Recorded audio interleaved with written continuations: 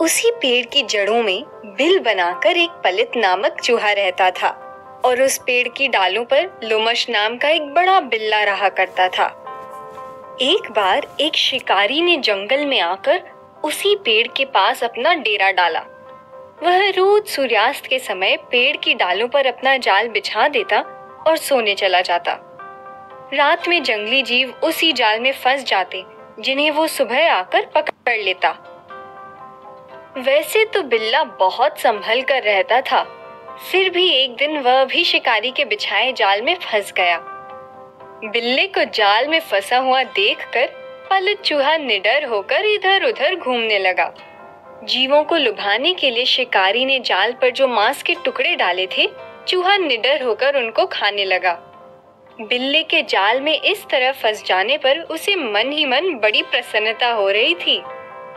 चूहा इस प्रकार अपने शत्रु के फंस जाने का आनंद ले ही रहा था कि उसकी दृष्टि जमीन पर खड़े दूसरे शत्रु पर पड़ी। हरण नाम का नेवला, जो वहीं पेड़ के नीचे जमीन में बिल बनाकर रहता था, चूहे की गंध पाकर बाहर आ गया।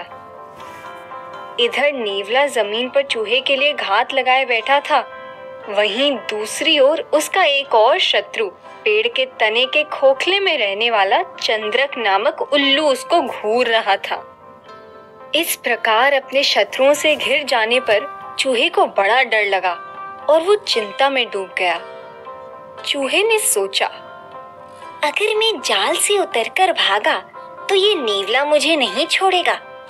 अगर मैं इसी तरह जाल के ऊपर बैठा रहा, ये उल्लू मुझे लपक लेगा।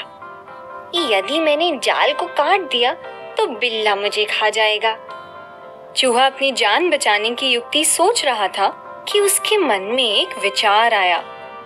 ये बिलौटा इस समय संकट में है। इस संकट की घड़ी में अपनी जान बचाने के लिए ये एक शत्रु की भी सहायता कर सकता है। ऐसा सोचकर चूहा बिलौटे के पास गया और उससे कहा, भाई बिल्ले, मेरी बात ध्यान से सुनो। तुम इस जाल में फंसे हुए हो। शिकारी के आते ही तुम्हारा अंत समय निश्चित है, लेकिन मैं तुम्हारी जान बचा सकता हूँ अगर तुम मेरी सहायता करो तो। चूहे की बात सुनते ही अपने मृत्यु के डर से व्याकुल बिलौटे ने राहत की सांस लेते हुए बोला, मेरी जान बचाने के बदले में तुम जो भी चाहते हो मैं करूंगा। तुम किसी भी तरह मुझे इस जाल से बचा लो।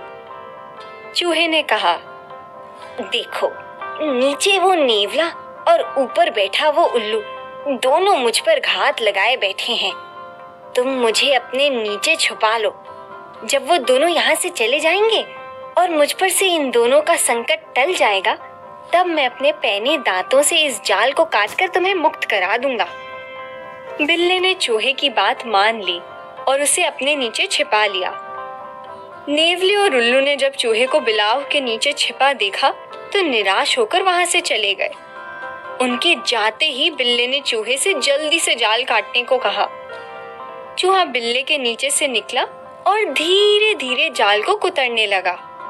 चूहे को इतना धीरे जाल काटते देखकर बिल्ला घबराया और बोला, भाई जरा जल्दी जल्दी जाल काटो, कहीं तुम्हारे जाल काटने से पहले बहेलिया आ गया तो मेरी जान चली जाएगी। याद रखो, मैंने तुम्हारी जान बचाई है। चूहे ने बड़े ही धैर्य के साथ बिल्ले से कहा, बिल्ला भाई, आप चिंता मत करो। बहेलिया आते ही मैं इस जाल को काट दूंगा और आपकी जान बचा लूंगा। मैं धीरे धीरे इसलिए कर रहा हूँ क्योंकि अगर मैंने जाल जल्दी काट दिया तो आपसे मेरी जान कौन बचाएगा। जब शिकारी सामने होगा तब तो आप स्वयं की जान बचाने की सोचोगे, ना कि मुझे खाने की। चूहा बहुत बुद्धिमान था। उसने एक एक कर जाल के सारे धागे काट दिए, सिवाय एक के। सुबह जैसे ही बहेलिया आया, उसने वो धागा भी काट दिया।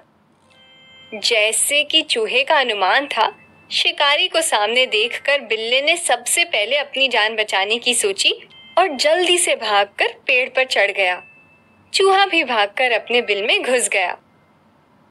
इस प्रकार चूहे ने अपनी बुद्धिमत्ता से शत्रुओं से घिरे होने पर भी अपनी जान बचाई।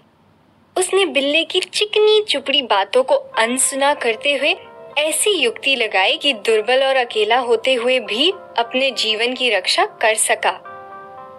यह कथा महाभारत में भीष्म पितामह ने युधिष्ठिर को सुनाई थी, यह उपदेश देते हुए कि आवश्यकता पड़ने पर शत्रु से मित्रता करने में भी कोई दोष नहीं है, परंतु विवेक के साथ।